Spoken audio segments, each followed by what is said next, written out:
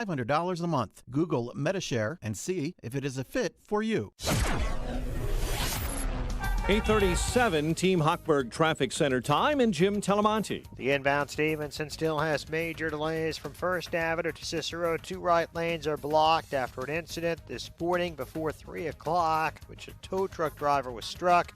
It is an hour to get from 355 to Lakeshore Drive, 51 minutes from the Tri-State. Outbound 29 minutes at 355. It's congested Cicero to Central. Inbound Eisenhower, there's a delay. Manheim to Des Plaines Avenue, 32 minutes, 390 to downtown. Outbound it's 28. Inbound Ryan, traffic is heavy from 35th to the Circle. It's 19 minutes, 95th to downtown. Outbound 14, but there's a rollover at 87th blocking the right lane. That's traffic. I'm Jim Talamonte on AM 560 The Answer. Chicago's Morning Answer continues next. In our AM 560 Weather Center, partly sunny, hot and humid. High near 94 today, a low of 76 overnight. 83 at O'Hare, 82 Midway. Your next news update is at 9. Chicago's Morning Answer with Dan and Amy continues next on AM 560 The Answer. Listen to AM 560 The Answer online at 560theanswer.com, on the AM 560 mobile app, on your Alexa-powered smart speaker, on TuneIn, iHeart, and radio.com. Only the biggest stories, only the biggest guests, and only the biggest opinions. This is AM 560 The Answer. Good morning, Dan and Amy. And another violent weekend in Chicago. The extra 12 to 1,500 police on the streets didn't stop 77 people from being shot and wounded, and another 16 people from being shot and killed. That brings the total in just the last 3 weeks to something on the order of 300 shootings and 55 murders, including 10 murders of kids under the age of 18.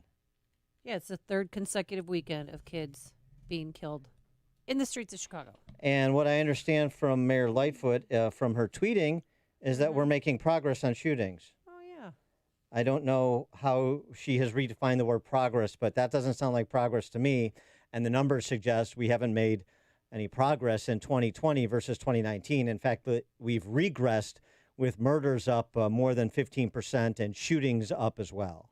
And she told the Washington Examiner last night that the reason for the city's spike in violence, Dan, is because of guns and the coronavirus, suggesting that the coronavirus shutdowns that kept people inside for months played a role in creating a quote-unquote perfect storm.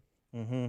And Raphael, and she said this, to which Raphael Manguel from the Manhattan Institute responded. She said, tonight, a 7-year-old girl in Austin joined a list of teenagers and children whose hopes and dreams were ended by the barrel of a gun.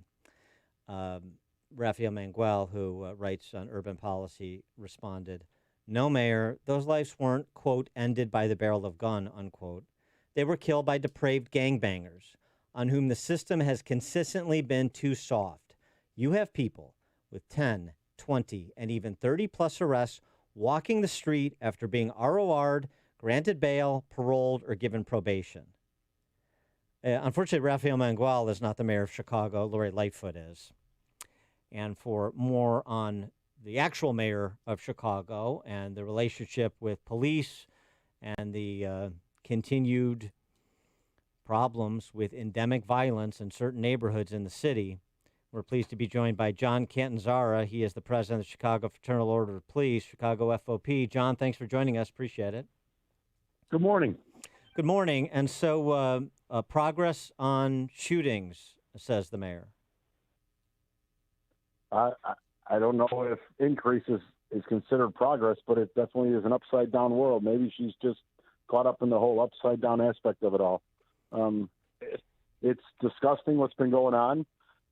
She definitely keeps deflecting from the reality of what's like looking her right in the face and what every average citizen can see. Well, but you had 1,200 extra police officers on the streets from Thursday until last night. Where were they directed to go, and what were they supposed to do? What were they doing, I should say?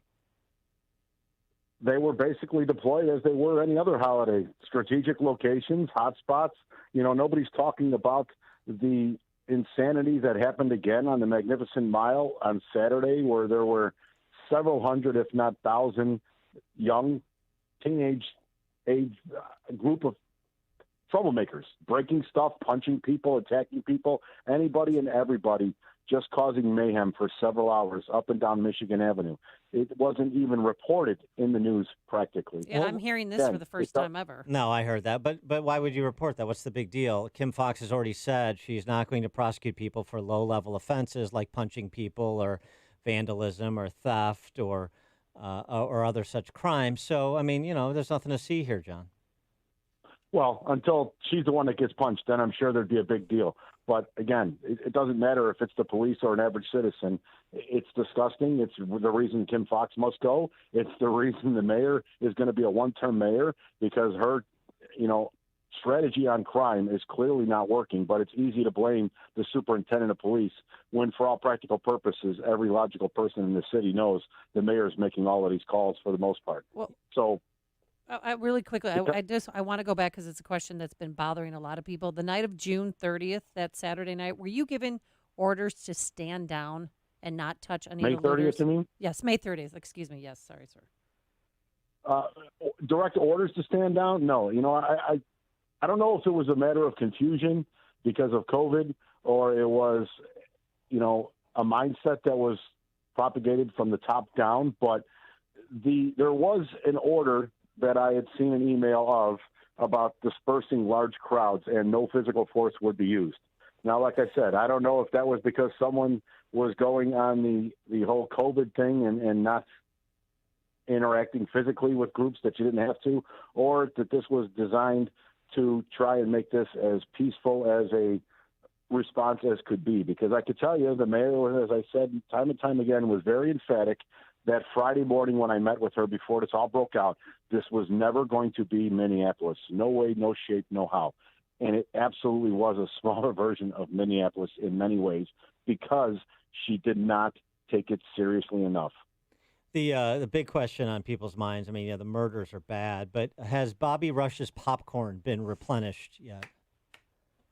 I'm going to guess probably several times over. All right. Funny how that's kind of going away, right?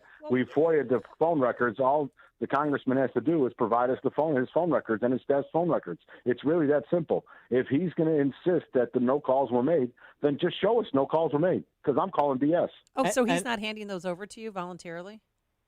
No, and even I was told that FOIAs for sitting congressmen are very difficult to get fulfilled. So clearly that was factored into his considerations of ranting and raving, and that big Hollywood production that him and the mayor put forth was pretty humorous, to say the least. And what about any Chicago police officers that were supposedly laying down on the job? Have they been disciplined? Were they laying down on the job? There is an open investigation, and that's kind of where it's at right now.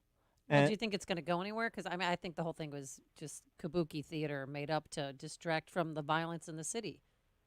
Well, it definitely was a Hollywood production to distract from everything else that went on those 2 days, specifically Saturday and Sunday, which falls right at the mayor's doorstep. But, it's not only to distract from that, it's also to champion her cause for licensing and reform and all of that craziness they want to get support for down in Springfield. Yeah. And speaking of misdirection plays, the officer who gave some protesters the bird, what happened to him? I think his case is going to be resolved soon here, and he'll be returned to duty. It's a minor transgression at best, and had never really been the subject of losing your police powers in the past ever, or even remotely close to a discussion on that. But again, that was a knee-jerk reaction. And when the mayor's championing the cause of a police officer being fired for those kind of things, you're almost forcing internal affairs to have an overreaction on their end too, just to appease her. What? And I think what happened here, I think everybody took a step back, realized what the circumstances were, and logical heads prevailed, and it's going to go back to usual protocol. There'll be some obviously minor discipline resulting from it, and he'll be back on the streets working where he should be. What's the relationship like with the rank and file and the new police superintendent, Brown? I think it's a mixed bag. For some, I think the jury's still out. I think for others, they just look at him as an outsider and another one that's just never going to get the job done. But that's not necessarily at the superintendent's doorstep. I mean, until that position becomes an elected position, you're always going to be beholden to the mayor. The mayor's still going to always call the shots. They can say no all they want, but everybody knows it happens. It isn't unique to David Brown. It obviously happened with McCarthy. It obviously happened with Jody Weiss, and even insiders like Eddie Johnson. Eddie Johnson still answered to the mayor, no matter how you want to slice it, whether it was Lightfoot or Emanuel. I wanted to talk to you quickly about, because today begins this emergency travel order. So if you go to 15 states, I won't name them all, but the regulars, Florida, Georgia, Arizona, and you come back, you have to quarantine for 14 days. And the health department said that you're going to be part of that you're going to be checking essential workers who travel to Chicago. Are you going to have police officers outside of the gates at O'Hare and Midway to make sure that people from just Chicago, not the surrounding suburbs, self-quarantine for 14 days? Or is this news to you? Well, I mean, obviously I'm aware of the idea and the order that she had put out over the weekend. I did not get the particulars on how it's going to be enforced or what our members are going to be asked to do. I would absolutely, I know she hired a bunch of people to do, COVID tracing. Yeah. She's spending millions of dollars to hire people to do all of that. So I'm still getting the particulars on how this is going to work out, but we're certainly not going to be the mayor's hit squad, so to speak, as far as COVID is. Yeah, you're not going to be providing me my own personal Chicago police Signs officer to follow me around. Yeah. Signs and papers. Yeah. Talk to me about, this much storied snitch culture, or the lack thereof, on the west sides and the south sides. All the calls all the time for people to come forward and identify shooters and identify the small factions of gangbangers who are responsible for the overwhelming percentage of violent crime. And what if anything is it that Chicago police could do or desire to do, to the way I describe it, to operate in more fellowship with those they police, particularly in these high crime areas, so that there is more trust? Or is there something that could be done on the police side? Or is it simply seeing violent criminals, particularly repeat violent criminals, go away and never come back, and most of the responsibility and the change has to come on the other side of the justice system? I think there's plenty of room for change all the way around. As far as CPD and, FOP members, I've said for weeks now, I think one of the simple things we can do is be a little more human and understand that it's not an us versus them mentality, because we tend to include far too many people in the them when it's the us versus them mentality. It's not a whole neighborhood. It is these disgusting, I forgot the phrase that the superintendent used. Bastards. Yeah. Oh, sorry. That's the them. That's the us versus them we need to keep in mind and understand that there are very good people in some of these neighborhoods who are literally living every day in fear to even leave their house. And it's just disgusting that has to be the conditions that they survive under. And, there's many factors economically. I get it. But, then that falls into, if you can't control the crime and the politicians aren't going to prosecute the criminals, then the crime's going to persist and businesses aren't going to want to invest. It's like which came first, the chicken or the egg mentality. But the police did not create these neighborhoods or these environments. The politicians and their policies created them. The same as these laws that now people don't want to have enforced. Well, then have the politicians take them off the books. The same ones who want to keep pointing the finger at the police were the ones who created these problems. And we're forced to work and live in these same neighborhoods that many of these people are. And we just need to figure out a way to coexist on a much better and human level. What about Lori Lightfoot's or the mayor's proposition to have people from the community hired, say if, a new police officer is stationed in Inglewood, have somebody from Inglewood, a community leader there, show them the ropes, show them through the neighborhood, introduce them to people. Do you think that would help? It couldn't hurt. I would ask, or I would actually expect all of these politicians, including the mayor, to ditch her little fancy security detail, which, of course, she likes to champion the police are wrong with everything, but she's got hundreds of them surrounding her house now and over the weekend blocking off a square block all the way around. But, go do ride-alongs with an officer in some of the worst neighborhoods in the most violent times and put on a vest and go see what really is going on out there and see what kind of conditions officers are being asked to police under. This whole police are wrong for everything. All it does is pour gas on a fire for a handful of people who are hell-bent on never following the rules to begin with, and all you're doing is emboldening them to act even worse and more violent because there is no consequences. What's happening to attrition in Chicago police ranks? I've talked just as anecdotal to a couple of friends of mine who are Chicago police officers who are, basically going to take retirement as soon as they are eligible. I don't know how many police officers over the age of 50 or your early 50s are going to be part of the Chicago Police Department. My sense is the rate this is going. What is your understanding of the attrition rate there?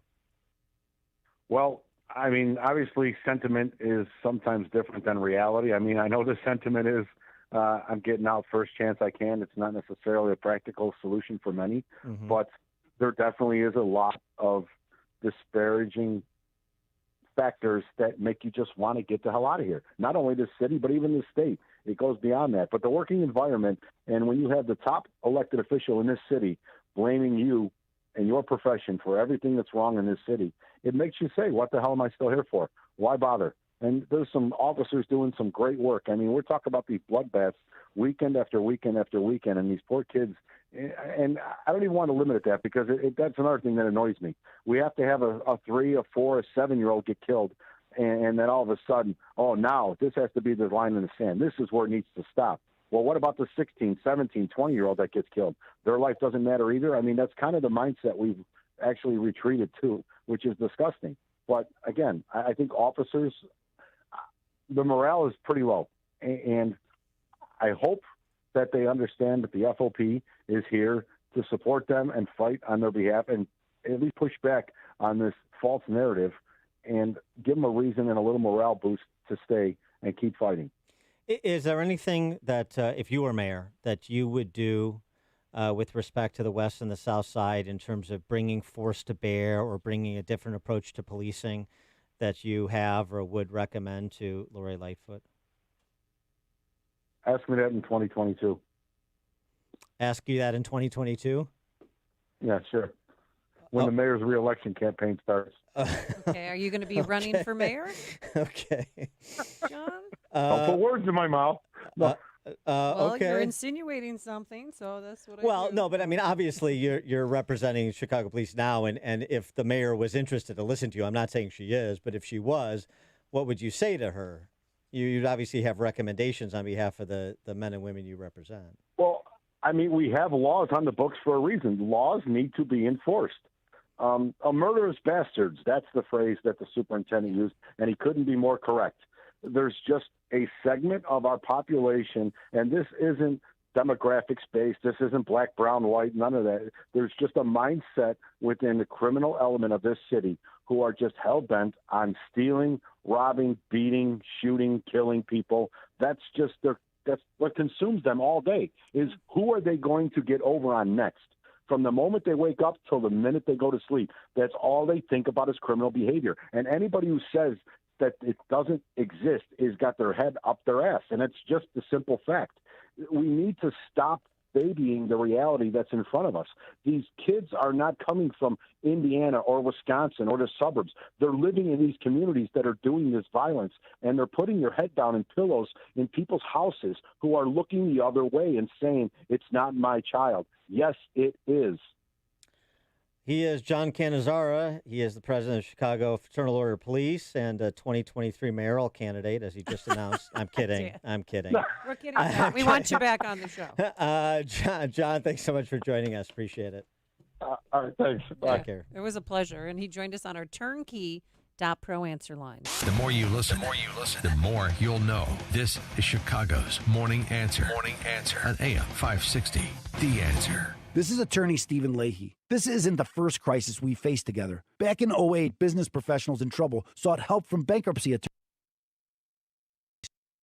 attorneys and IRS attorneys trying to gain full financial recovery. They should have just called me. Let me tell you about Chuck. His small business crashed in the '08 crisis. He faced 2 foreclosures, overbearing creditors, and the dreaded IRS. Chuck would not even get out of bed in the morning. His wife heard me on the radio and convinced him to hire me. We got Chuck a loan modification and a short sale. We obtained a discharge of his debt and settled what was left of his IRS liability. Now Chuck is back in business and in control of his life. You can hear Chuck tell his own story at fullfinancialrecovery.com. We can get through this new crisis too. The time to start rebuilding is now. Don't let your life's work go down the drain. Get your free guide to recovery at fullfinancialrecovery.com.